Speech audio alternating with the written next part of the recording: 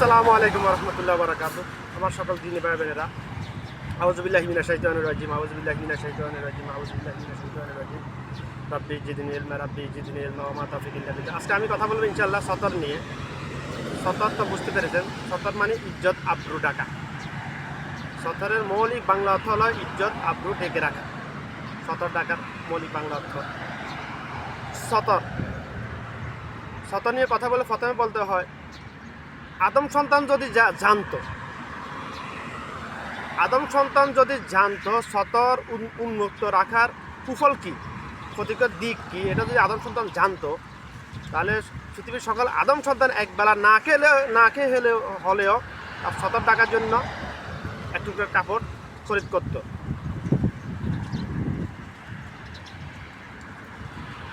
ইনশাল্লাহ আমি ব্যাখ্যা দেবো, ইনশাল্লাহ আসতেছে। ধৈর্য সহকারে কথাগুলো শুনবে, শুরু থেকে শেষ পর্যন্ত। না শুনলে চিকিৎসা নিতে পারবেন না। আপনি ডাক্তারের কাছে গিয়ে যদি ডাক্তারের কথা না শুনেন, মানে দুই চারে শুনে যদি আপনি চেম্বার থেকে বের হয়ে যান, আপনার রোগ ভালো হবে না। তো আমার কথাগুলো এমনই।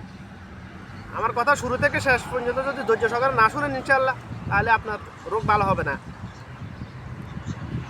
কারণ কোরআনে একটা আয়াত আর একটা আয়াতের ব্যাখ্যা, আমার রাসূলের একটা হাদিস আর একটা হাদিসের ব্যাখ্যা, এরকম আমার কথাগুলো এরকম। কেন এরকম? আমার আল্লাহ আমাকে বানাইছে এরকম, এই জন্য এরকম।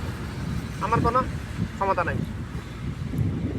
আদম সন্তান যদি জানতো সতর উন্মুক্ত, মানে নিজের বিবি ছাড়া, নিজের বিবি ব্যতীত অন্য কারো সামনে সতর উন্মুক্ত খোলা রেখে চলাফেরা করার কুফল কি, এটা যদি আদম সন্তান জানতো, পৃথিবীর কোনো আদম সন্তান সতর উন্মুক্ত রেখে নিজের রুম থেকে বের হইতো না, ঘর থেকে বের হইতো না।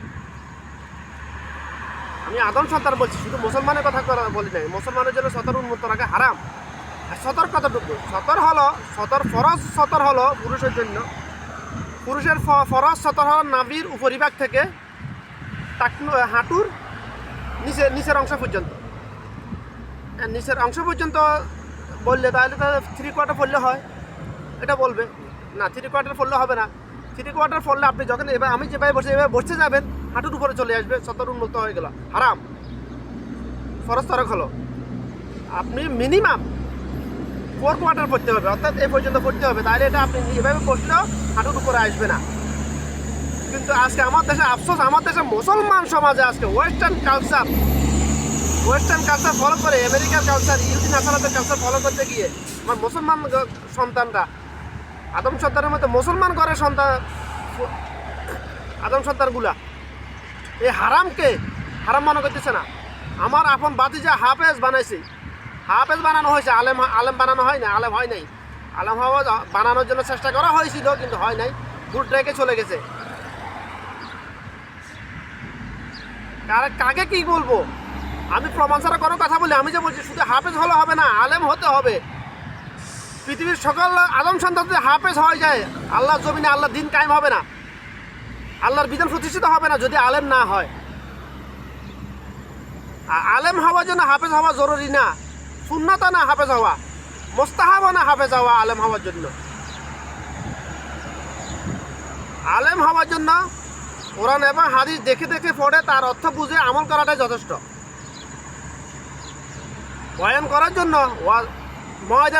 বয়ান করার জন্য কোরআনে হাফেজ হইতে হবে, হাদিসের হাফেজ হইতে হবে, এরকম কোনো জাল হাদিসও নাই। বয়ানের ব্যাপারে গেলে না, বয়ানটাই তো আমাদের দেশে ওয়াজ মাহফিল যেটা করে তথাকথিত, এটাই তো বিদাত, ওদিকে গেলাম না। পুরুষের সতর হলো নাভির উপরিভাগ থেকে হাঁটুর নিচের অংশ পর্যন্ত। সুন্নাত মুস্তাহাব সতর। কিন্তু আমি বলতে চাই, পুরুষের সতর হলো, আমি বলতে চাই বলতে আমি মন গড়ার মতো বলতেছি না, আমার রাসূলের হাদিস, আমার রাসূলের সুন্নাহ মোতাবেক বলতেছি আমি। পুরুষের সতর হলো নাভির উপরিভাগ থেকে টাকনুর উপরিভাগ পর্যন্ত, এটা ফরজ সতর। আর মুস্তাহাব সুন্নাহ সম্মত মুস্তাহাব সতর কতটুকু, যেটা মানে যেটার উপর আমল করা মুস্তাহাব, সুন্নাহ সম্মত মুস্তাহাব, এখান থেকে ঘাট থেকে কাঁধের উপরিভাগ থেকে হাঁটুর টাকনুর উপরিভাগ পর্যন্ত, এটা হলো আমার রাসূলের সুন্নাহগত মুস্তাহাব, সুন্নত মুস্তাহাবগত আমল, ফরজ সতর। আশা করি কথাটা বুঝাতে পেরেছি। সতর কাকে বলে, সতর কতটুকু সতর পুরুষের জন্য, আর নারীর জন্য সতর কি? নারীর জন্য মাহারামের সামনে কোনো কোনো মুহাদ্দিসগণ বলেছেন চুল খোলা রাখতে পারবে না, এটা চুল খোলা রাখতে পারবে না, এটা ফিতনা। চুল খোলা রাখাটাও ফিতনা, চুল খোলা রাখা যাবে না, জায়েজ নাই। মেয়ে লোকের সতর হলো মাহারামের সামনে মাথা চুল থেকে পায়ের তলা পর্যন্ত, মাথার চুল থেকে মানে চুল, মুখমণ্ডল খোলা না থাকতে হবে, হাতের কবজি এতটুকু খোলা থাকতে পারে, অসুবিধা নেই। কিন্তু পায়ের তালু পর্যন্ত ঢাকা থাকতে হবে। গায়ের মাহারামের সামনে, যে 14 জন পুরুষের সাথে দেখা করা মেয়ে লোকের জন্য জায়েজ, তাদের সামনে গায়ের মাহারম বলা হয়। যে 14 জন পুরুষের সাথে দেখা করা জায়েজ, তারা ব্যতীত অন্য সবাই গায়ের মাহারম, তাদের সামনে মেয়ে লোকের সতর হলো, ফরজ সতর হলো, সুন্নাহসম্মত সতর হলো মুখ খোলা রাখতে পারবে, না খোলাটাই উত্তম। মুখ খোলা রাখলে সতর উন্মুক্ত রাখার গুনাহ হবে না, আশা করি হাদিসের ব্যাখ্যা অনুযায়ী বলছি। তবে মুখ খোলা না রাখাটাও তো, মুখটাই তো আসলে সাইনবোর্ড ভাই। মেয়ে লোকেরা মূল সাইনবোর্ডটা কি? একটা মানুষ একটা মার্কেটে যখন দোকানে যখন মানুষ কাস্টমার যায়, দোকানে কি সাইনবোর্ড দেখে এটা কি, এই দোকানে কি বিক্রি করা হয়, সাইনবোর্ড যত সুন্দর ওই দোকানে কাস্টমার তত বেশি আসে। তো আমার মূল সাইনবোর্ডটা হলো আমার মুখমণ্ডল, চেহারা। ওটা যদি খোলা রাখি, আমার চেহারার দিকে আকৃষ্ট হয়ে তো পুরুষ আমাকে নিয়ে কুমন্ত্রণা করবে, মেয়েটা কত সুন্দর, আমাকে নিয়ে জল্পনা কল্পনা করবে, মনে মনে জেনা লিপ্ত হয়ে যাবে। তাই জন্য মেয়ে লোকের জন্য সুন্নাহসম্মত ফরজ সতর হলো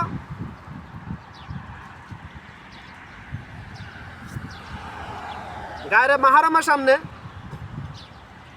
চোখ ব্যতীত যদি চোখ ডেকে রাখতে পারে আরো উত্তম।